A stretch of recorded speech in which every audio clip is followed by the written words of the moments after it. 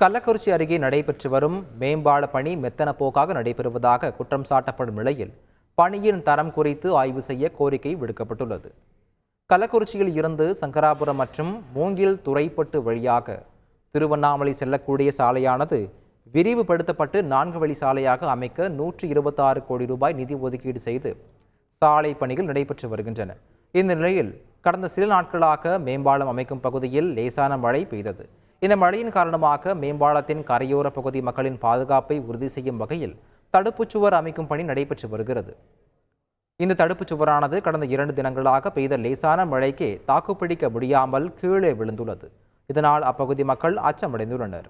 எனவே உடனடியாக மாவட்ட நிர்வாகமும் சம்பந்தப்பட்ட துறை சார்ந்த அதிகாரிகளும் நேரில் பார்வையிட்டு தடுப்புச் சுவர் மற்றும் பால பணிகளின் தரம் குறித்து ஆய்வு செய்ய வேண்டும் என கோரிக்கை விடுத்துள்ளனர்.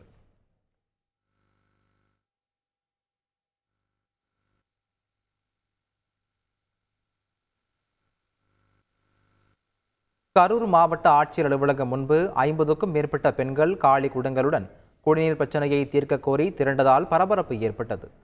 ரங்கநாதபுரம் ஊராட்சிக்கு உட்பட்ட அண்ணா நகரில் வசிக்கும் பொதுமக்கள் கூட்டு குடிநீர் திட்டம் மூலம் தங்கள் பகுதிக்கு முறையாக குடிநீர் வழங்குவதில்லை என்று குற்றம் சாட்டியுள்ளனர்.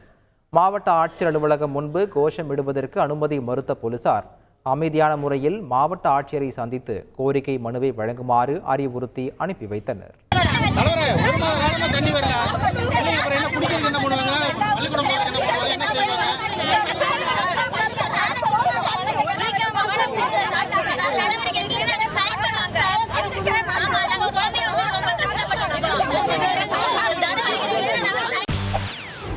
செய்திகளை உடனுக்குடன் தெரிந்து கொள்ள உடனே சப்ஸ்கிரைப் பண்ணுங்க.